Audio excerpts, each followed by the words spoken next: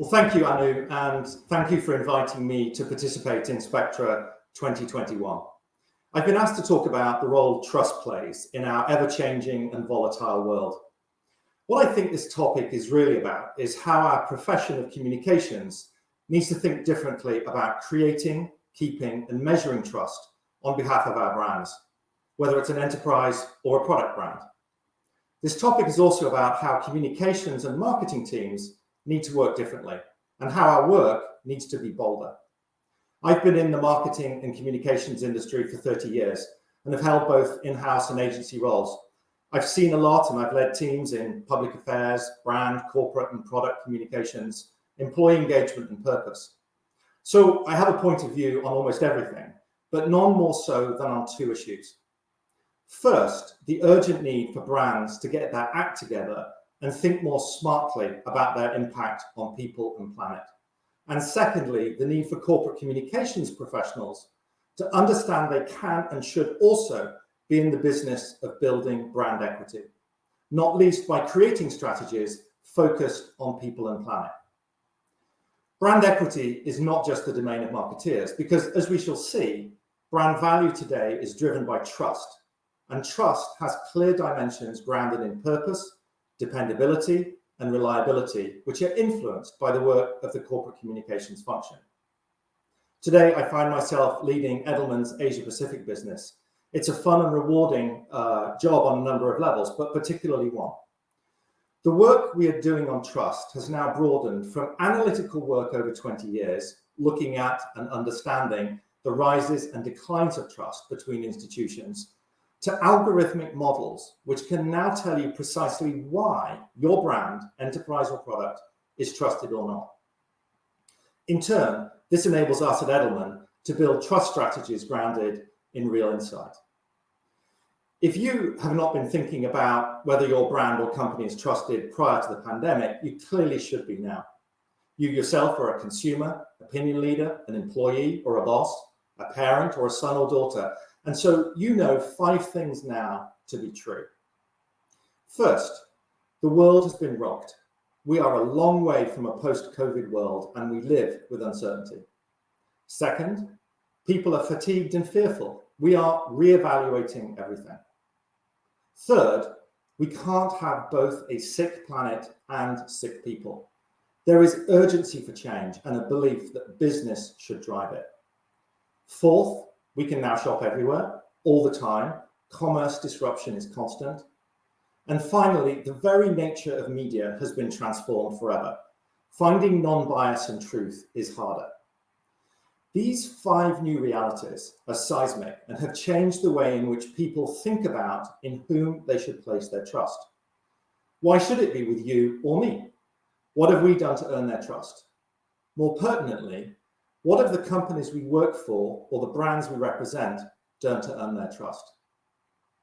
But why is any of this important? Because trust is about holding a certain belief in the future. It is hope made tangible. It conveys a willingness to accept uncertainty, and it enables smoother, deeper, and meaningful relationships. Trust is both a rational and an emotional process, built from conscious and unconscious biases, all of which can be influenced. When trust exists, we can be vulnerable, we forgive, and we openly share. In the best trusting relationships, there is commitment, mutuality, and growth for both. Relationships without trust simply fail. Put into a commercial context, lasting trust is the strongest insurance against competitive disruption, the antidote to consumer indifference, and it creates loyalty, consideration, and purchase intent. Ladies and gentlemen, the world has never needed a stronger reason to believe in the future than it does now. People want to trust because we are built that way, but all our research done since the start of the pandemic shows we do not. We don't trust government, we don't trust NGOs, we don't trust the media, and we don't trust your CEO. So what an opportunity for your company and your brand to enter the space of trust and build lasting value at a time when your stakeholder community is most open to it. At Edelman, we think the new rallying cry is trust drives growth. It is the new currency for brands and business. And this is where communications comes in, because trust isn't bought, it's earned. Trust builders need to understand the world of communications. They need to understand the power of employee engagement. They need to understand how our products in all their shapes, forms, packaging styles, and delivery mechanisms leave an impact on consumers. Trust builders need to understand the expectations on their company to drive change in their industry and in the world. And then they need to ensure that senior management understands that there can be no future without acting accordingly. Let's talk about one organization that has done this in India, where Colgate has been one of the constants in the list of most trusted brands. Many people around the world do not have access to basic dental care and education. As a leading provider of oral care products, Colgate knew it had a unique opportunity to address a major social issue and to improve the oral health of families in India and around the world. So in India, Colgate sends trucks that help with basic oral diagnosis, connects non-smartphone users to dentists through SMS, and organizes weekly market stalls to increase awareness. Trusting Colgate as recognizing its rising lifetime consumer value has been built through recognizing its core mission in the world, becoming a dependable and reliable partner, and delivering what it is meant to do, provide oral health solutions. This is one of the best examples of trust building we have seen in India. And from an Edelman perspective, it validates the Edelman trust model, which measures trust along 4 dimensions: ability, dependability, reliability, and social value or purpose. The insight that trust creates value and therefore drives growth is pivotal. It changes the way in which we need to think of our role as communicators. Our place around the management table and our share of budget depends on this. So if you get the connection between value and trust, and you understand that you and your teams have a pivotal role to play in building trust, then what more is required to take the call to action to your company's leadership? The answer is probably data. So this is where we come in. We can help map trust to value and value to actions and offer a framework for measurement. And where is value created? It's created in how you can protect your license to operate, your ability to enter a new market and to establish a point of differentiation, how you maintain customer loyalty and keep your employees on-site and engaged, and how you generate sales leads and increase consumer propensity to buy. So can these dimensions of value be measured and quantified in the context of trust? The answer is yes, they can. Trust has tangible impact on all 3 dimensions of communications: promote, protect, and evolve. Thinking about promotion first, trust is a magnifier for your message. Our research shows unequivocally that an established and trusted brand finds it easier and more efficient to communicate its messages because it can build on existing perceptions that it's invested in over time. It's hard to overstate the power of this effect. Paid media dollars go further. Purchasing an additional shelf space from a retailer has a bigger impact. You get more followers, more advocates, better online reviews, even more job applications. Being a trusted brand makes every investment work harder. Every dollar a trusted brand spends will produce a better ROI than the same dollar from a less trusted brand. Trust also protects your license to operate. It helps shield you from regulatory scrutiny, attracts capital and investment, and trusted companies bounce back more quickly after a crisis. Finally, trust gives greater permission to innovate and evolve, and it opens the door to collaborative and mutually beneficial partnerships, for instance, with NGOs and governments. Put simply, trust creates value. Trust building is a combination of what we do and what we say. The Colgate case study in India has all the substantive elements of what is required to build trust, but it would be worth little if the story was not told in a compelling way. I know many previous sessions at SPECTRA have been devoted to content creation and channel optimization, so I won't dwell on much of that today, except to note that trust building requires us to design and produce work that is brave, and is brought to life through powerful creative that leverages the full force of earned, owned, shared, and paid media, which should be as much the role of corporate communications as product or marketing. In fact, more so. Communications leaders need to encourage their businesses to live up to 3 core behaviors. Firstly, doing better storytelling and story sharing. Brands are best promoted by inviting people to actively participate in ways that are meaningful to them, and that in turn requires us to recognize that participation comes in many forms. Secondly, brands which build and maintain trust have been able to demonstrate more conviction and commitment than their competition. The need is to evolve brand communications to include both a brand promise and a brand purpose.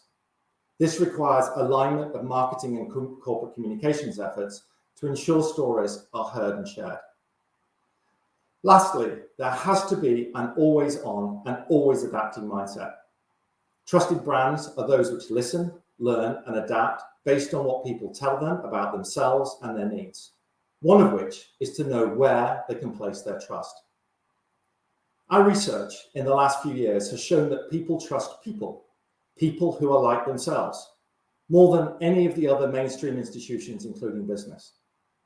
So harnessing peer-to-peer trust has become a guiding imperative. It's why reviews on Amazon are so important. Let's look at another example from India. Royal Enfield is another case study I like, not least as a motorcycle fanatic myself.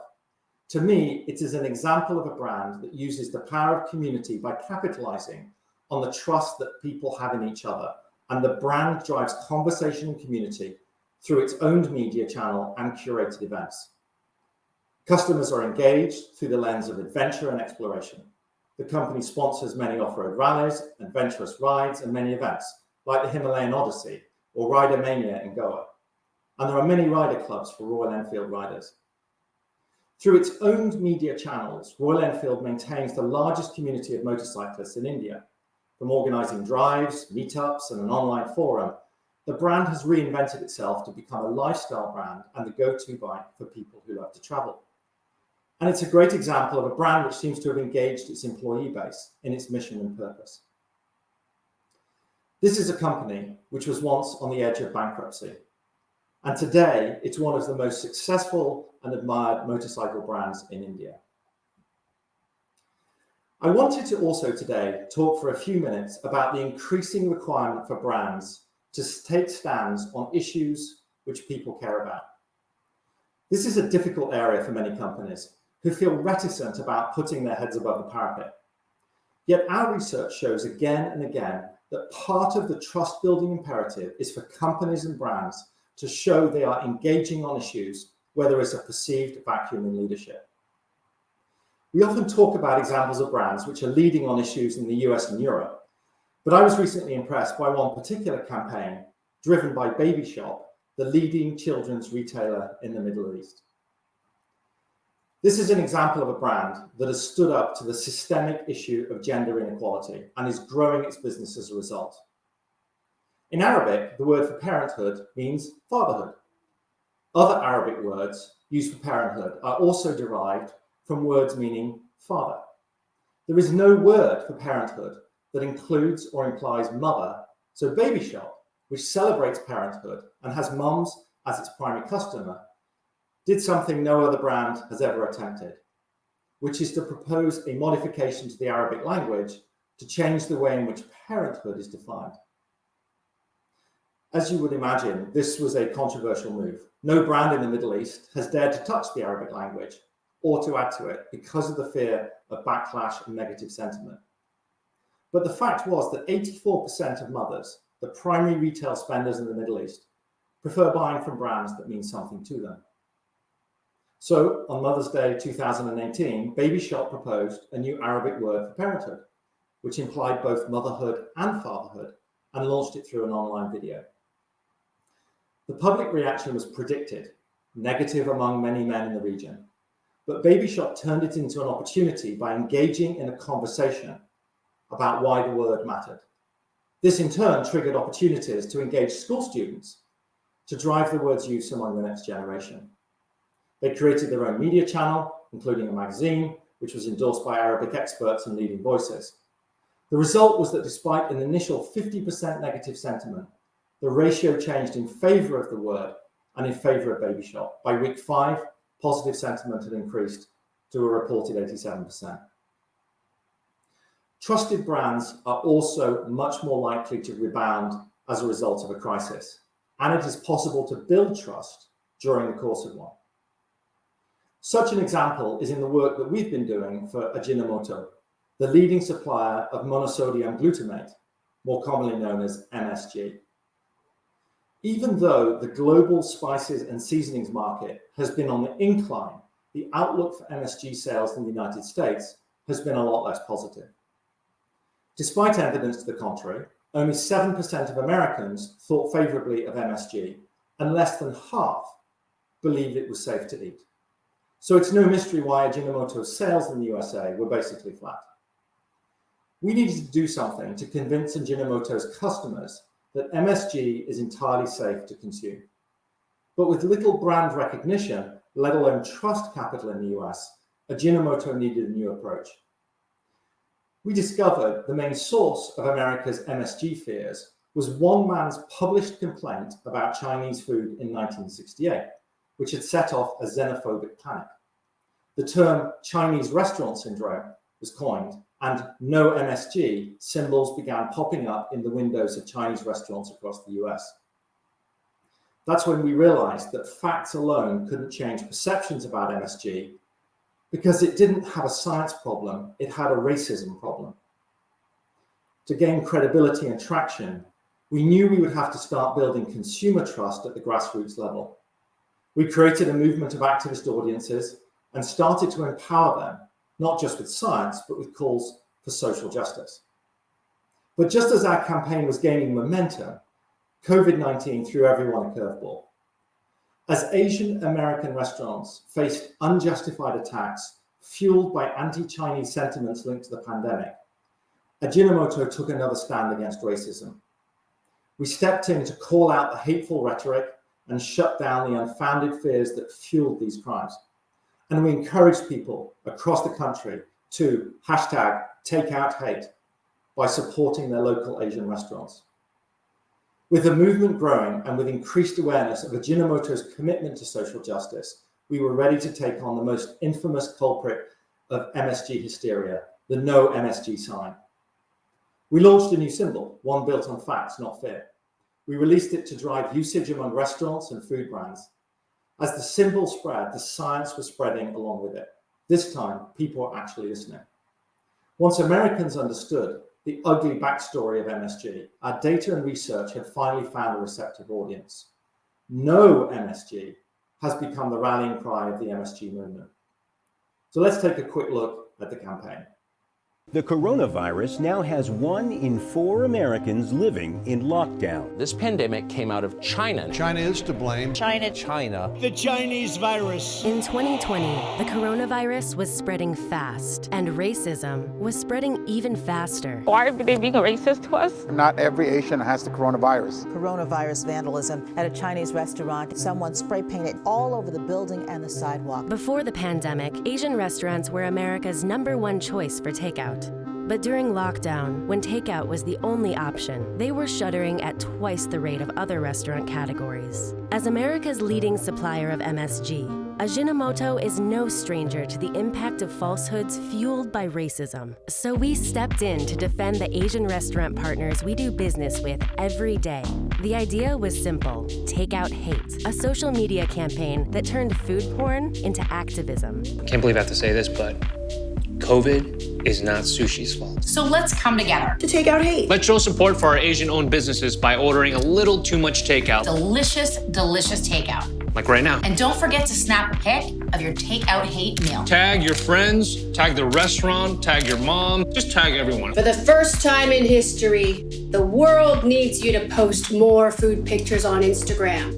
Hungry activists dove in immediately, turning the Takeout Hate hashtag into a thriving hub of support for Asian businesses. Inspired communities self-produced promotional campaigns for over 2,500 individual restaurants, leading to a much-needed resurgence in takeout orders for each one. The incredible virality of the social movement earned national headlines, setting the record straight on racist myths, and increasing positive sentiment towards Asian restaurants by an incredible 53%. In the end, Takeout Hate wasn't just a delicious new way to fight racism. Hang on, I'm doing activism. It proved that love is always more contagious than hate. These case studies have all validated Edelman's data and contention that consumers will buy into brands they trust.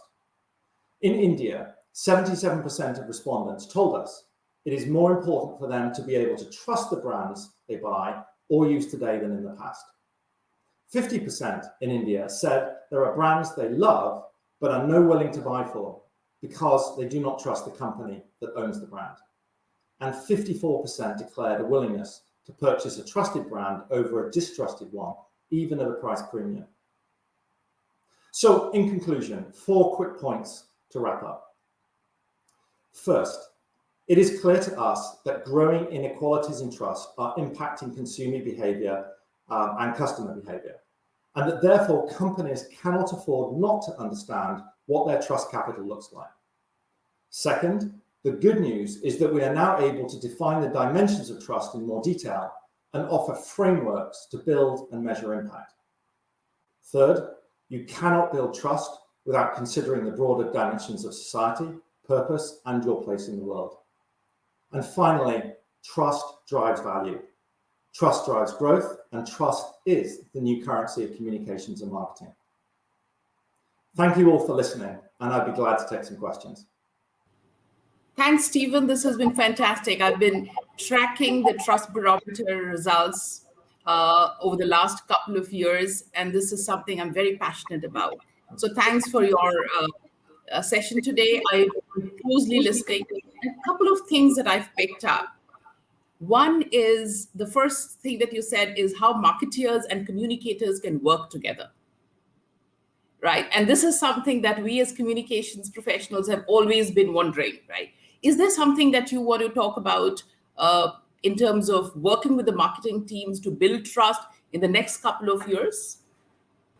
Absolutely. I mean, I hope that what I conveyed gave you sort of a sense about the imperative of that. And sort of the hierarchy of things here is that, first of all, you'll have to be convinced that building trust is the right thing to do within the business. And we can talk about, how you do that and measure that a little bit later. But the point here is that we had been measuring trust. It's easy to see how trust in corporate brands and in companies as led through corporate communications is a natural focus of the corporate communications professional. I think it's been less obvious over time that it is also the work of brand and marketing professionals as well. But it's really an imperative nowadays. So, we've done all of our studies that's looked at ebbs and flows in institutions between business and media and NGOs and governments. Over the last few years, we've been taking a harder look at trust in brands themselves because we sensed that something else was going on. And that was consumers were starting to express how they felt about trust and inequalities and issues through their purchase considerations. And in fact, that is exactly what we did find in our research. So our Trust in Brands reports that we've done over the last few years now have really emphasized that you can't just take the brand out of the equation and focus on trust in the company, the CEO, the C-suite around all of that because of corporate giving, CSR and purpose and good public affairs initiatives. The brands are also a powerful part of that equation. So the clarion call, not just for now, but I think going into the pandemic, was for marketeers and corporate communications professionals to realize that there is a nexus at the center that is around trust. And you cannot build trust without everybody working together on that. I think that, for me, the first thing is to get both teams and the C-suite to sort of understand that trust is something which is a full company imperative. It impacts HR as well, in the ways in which employees are engaged. I mean, it is an essential component now in the way in which we need to think about working together. Fantastic. In fact, you touched upon employees, and this is my second question. We're all talking about and reading about, and I know that agency leaders and communications leaders are facing this right now. We know that there'll be movements of teams, we lose talent from companies, right, or from our agencies. And this is not an easy thing to deal with. At a time when we have tremendous pressure in terms of building trust with all our stakeholders, we're going to be losing the talent. And I'm sure this is happening in other functions as well. But how do you see us as communications leaders and professionals handling this and convincing, or I would say, getting our CEOs into this discussion of talent, retaining talent and building trust with employees? Yeah. I mean, first of all, just to acknowledge what you just said, which is that the war and the pressure just to keep talent within an organization is just rising all the time. And I know from an in-house perspective, it's becoming hard work. Certainly from an agency perspective now, I think that we've seen a period of time within COVID where mobility has been very difficult, quite frankly, and people have stayed because largely they've had no choice. Options have been less available, and I think that it's kind of like this bittersweet moment that we're facing as we start to maybe come out of the pandemic, that people are going to feel that they need to change. One of the things I said in remarks, it's very clear that people are tired and they're fearful, and that any change seems to be like a good change for them right now. So how do you do this? Well, I mean, no surprise, some of the clues are in the research that we've done around employee engagement over the last few years. It is the case that whilst how much people are paid is important, and we should never deny that, there are other considerations which are rising up the list of hierarchies. And in the same way that consumers are telling us that they are not going to buy products from brands within whom they've lost trust, it's the same on the employee side as well. They're not going to stay with companies that do not meet their needs in a certain number of fields. And what are they? Their career progression. They are pay, of course they are. But really importantly, what's been increasing over the last few years is that they feel that they're working for a values-led organization with a mission and a purpose, like Bayer, quite frankly, and the way in which your technology and products are bringing innumerable benefits to the world. There is a mission and purpose to Bayer that keeps employees engaged and working hard, and that is the clarion call to all of us who are employers. We've got to reach down into our organizations, promote better listening, understand what motivates people. The listening culture is just one that everybody needs to be adopted, and embrace the idea of change, because it is change that at the end of the day people need to see to be convinced that we're moving forward in the right way. So employee engagement is a whole new communications art into itself, and certainly as within the Edelman business, I think we're probably seeing the strongest amount of growth now from companies that are asking us the question, how do we keep employees engaged? What does that look like? And consult with us on that. Yeah, very interesting. But the problem is, how do you build trust when you don't see, right? We're not building, even with customers or employees, we're not face to face or not in person. So that's a big challenge. Virtually, you can do as much, and I see that. I'm hearing that from the commercial teams as well. And you also talked about trust and growth, right? Business growth. And that's, again, another point where customers don't get to see us. Sales teams don't get to really go and meet the customers anymore. So that's a completely different way of looking at trust. My next question is more on India, very specific to India. In your survey results, right, how do you see India, in terms of what are those one or two things which stand out on the trust results? Because India is a very, very different market. And over the last couple of months, we've gone through tremendous stress in terms of healthcare, in terms of, the crisis that we went through, right? How do you see India in terms of trends? Is there something which stands out different from other countries? Yeah, there is, and we've seen that played out across the pandemic. So, to take a step back a little bit, over the last 10 years that we've been measuring trust, we have seen a steady decrease in trust in governments around the world overall, and the rise, quite frankly, in trust in business, as many people have looked to trust to brands, to companies, to fill what we always talk about as being a leadership vacuum. And a couple of years ago, I would say governments generally, and I'm generalizing now into the trust, reached probably their lowest point around all of that.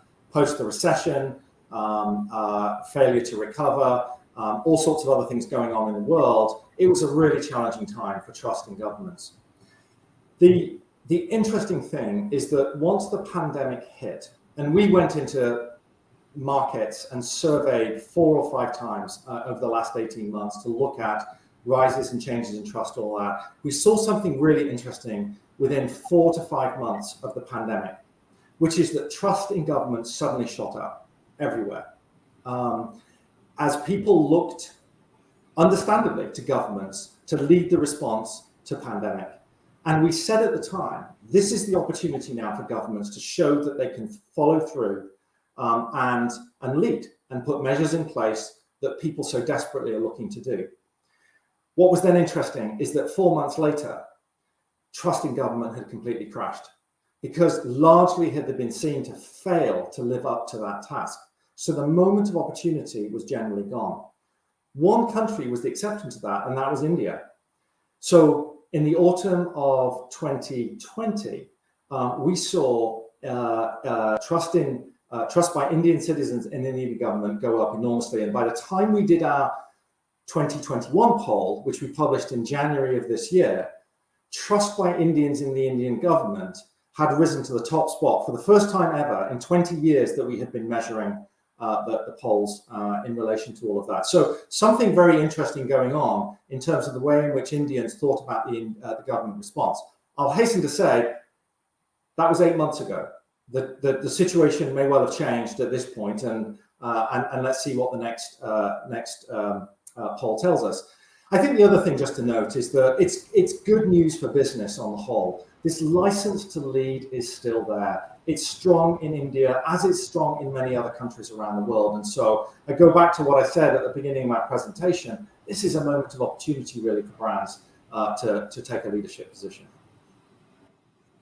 Great. So when you're talking about a moment and an opportunity for us as communicators to take trust as a center stage of all that we do, is there something that we need to start measuring? And is it, I know it's not easy to measure trust. It's one of the most difficult things. Do you think we have the right tools? What is the 1 or 2 things or ways to measure trust for us as communicators? Well, I'm going to resist the urge to say hire Edelman, but that could be one of your options. Putting that aside for a second, it's not easy to do. It really isn't. And, trust is not the same as reputation. Reputation is a sort of a backward look at the way in which a company is seen to have performed in relation to society or other measures that we hold dearly. Trust is a forward-looking measure because what it's doing is that it is asking people to speculate about the future. Do you trust buyer to do the right thing at the end of the day by the values, but things that are important to me and to my family? So it's a forward-looking intent to act on a company's behalf. So we look at things like the propensity for a consumer to continue to buy from a company. We look at the degree to which a regulator may be less willing to intervene because they trust a brand. We look at the degree to which employees will stand by a company when it goes through a crisis, as happens from time to time. So we look at this. I mean, we have over the last few years taken a really academic and hard look at trust, and we believe that about 60 to 70% of trust can be measurable around 4 dimensions. First is ability to do what you do and do it well. The second is reliability, to deliver those products and services in the way in which they should be delivered with quality. The third is dependability. So the degree to which people act ethically and honestly and with transparency and government. And the fourth is broadly purpose, the degree to which companies are acting on behalf of society. So, I'm sure there are other ways in which you could be looking at measuring trust, but we go hard on those four measures. And what we ultimately do is produce for any company or brand a trust score, which we then look to measure against competitive sets or within industries or sectors or between countries. It's not an easy exercise, and I won't try and convince you that it's a simple thing for people to really even get their heads around the concept of trust is a measurable and a tangible output. But we're finding with an increasing degree of confidence and optimism that it is a measurable component, and it starts with thinking about it and thinking about how trust is delivered for reputation, in my view. Great. My last question here, if there are two things that we as communicators should be doing for the next 1 year to build trust with our stakeholders, what would that be? Just two things that you think we should do. Well, I will repeat what I sort of said earlier, which is I think the first thing is to understand that trust building is a full company exercise, and that we all know this, right? Because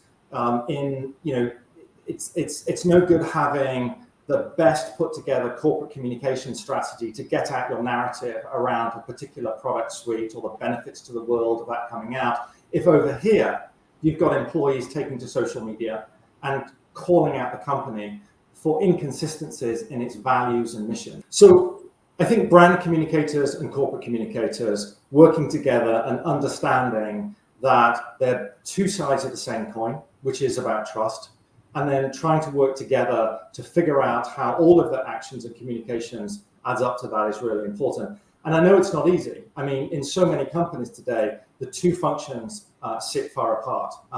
And right there is, I think, where the organizations need to understand that there needs to be a lot harder work to drive integrated work that brings all that together. So that's how I would leave it in terms of the call to action for folks in the audience today. Great. That's fantastic. And I love this discussion around the entire company being responsible for building trust, not just corporate communications or the brand teams, but yes, getting to work together is something very important. I've always considered communicators as people who are responsible for building trust, but now this is a new angle for me for sure, which is the entire organization is responsible for building trust. So the great conversation. Thank you so much, Stephen. It was really, really interesting, and looking forward to chatting with you in person someday. Wonderful. I look forward to it too. Thanks so much. Thank you.